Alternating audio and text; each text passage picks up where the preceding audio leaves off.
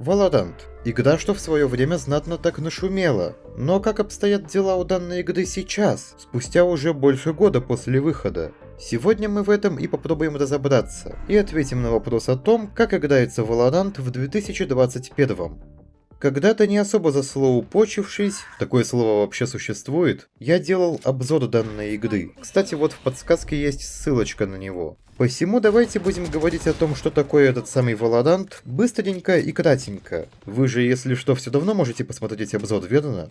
Итак, Valorant — это типичная продукция Riot Games. В данном случае это помесь CS и Overwatch. CS, потому что здесь похожая механика стрельбы, да и в целом концепция того, что вообще делать на карте, совпадает. А на Overwatch похоже, потому что здесь тоже есть разные персонажи, разумеется, уникальные и все со своими способностями.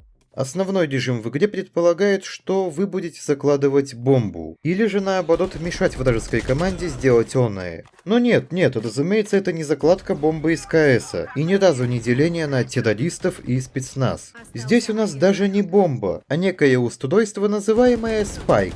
Да и в принципе, если вдаваться в сюжет и лор игры, а он здесь заключается во фразочках персонажей перед боем, ну и еще в принципе можно подчерпнуть что-то из изображений на карточках, которые здесь а-ля аватарки, и самую малость даже глядя на саму карту. Так вот, с сюжетной точки зрения, здесь у нас не террористы и спецназ, а некая корпорация Kingdom и какое-то подобие повстанцев. Кстати, ежели интересно узнать о сюжете Valorant, то пишите комментарии. Будет актив, будет и видос на эту тему.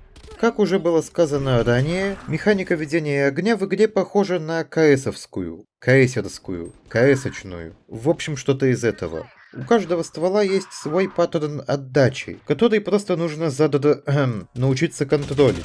Собственно, как вы видите по геймплею на фоне, я не особо умею это делать.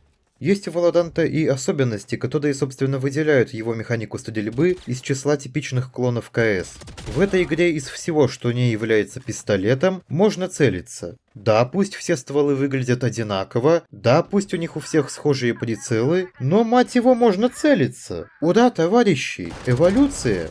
Ну и, разумеется, я уже упоминал об этом ранее, выделяется эта игра еще и тем, что в ней есть так называемые агенты, разные персонажи со своими способностями. Думаю, какие-то пояснения на этот счет излишни.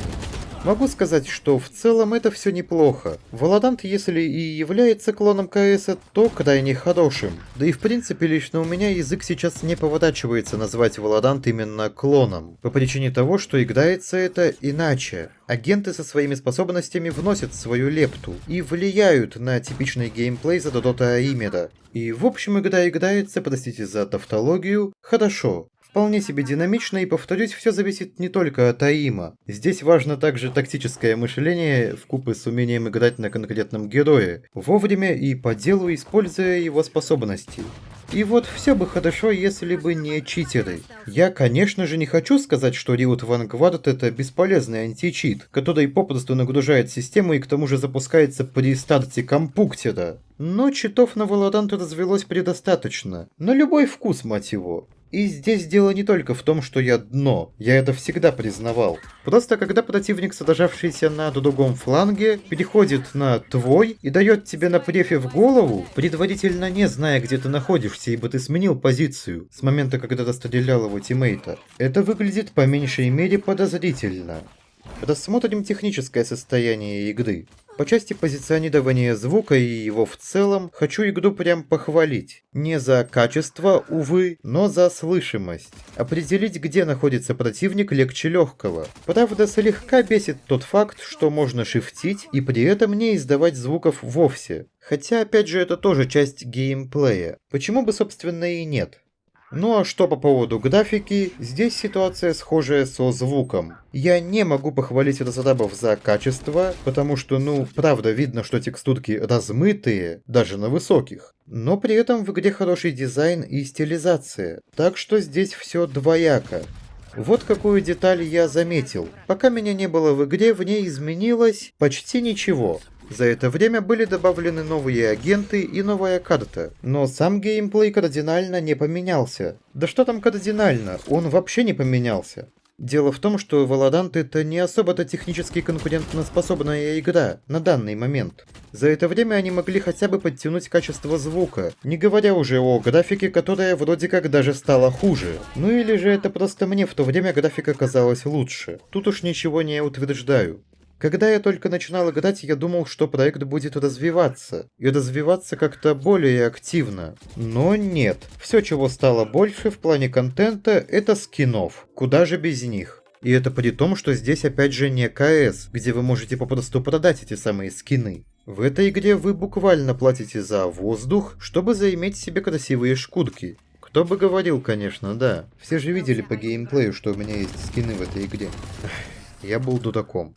И в связи с этим я нахожусь в метаниях по части вопроса о том, хороша ли игра сейчас. В принципе, если рассматривать игру с точки зрения как КС-очка, типа вся из себя киберспортивная и постоянная игра, тогда да, Valorant хорош. Ну а ежели рассматривать проект как игру-сервис и игру в целом, то здесь очень спорно. Графика здесь ныне ни в какие ворота, честно говоря. Качество текстур прям мое почтение. В плохом смысле. Хотя стилизация и пытается затащить.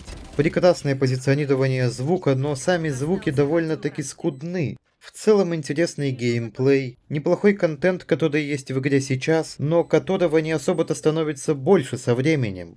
Ай, в общем, все эти плюсы-минусы меня доконали. Кажется, здесь снова тот случай, когда каждому свое. Посему, господа и дамы, подводите свой итог сами для себя, основываясь на всей полученной информации об этой игре. Ну а лично мое мнение таково. Играется сейчас Valorant неплохо, популярность свою он, конечно же, уже потерял малость, но онлайн в игре до сих пор довольно-таки большой, подолгу искать катки не приходится. Но, к сожалению, сейчас век потреблятства, и если ты не развиваешься и не становишься лучше, то довольно-таки быстро найдутся те, кто лучше тебя. Задачивание и оттачивание АИМа – это не лучшее времяпрепровождение, как по мне. А ежели я захочу поиграть в шутанчик с героями, то я пойду в Overwatch. Кстати, вот ссылочка на видос по нему тоже есть.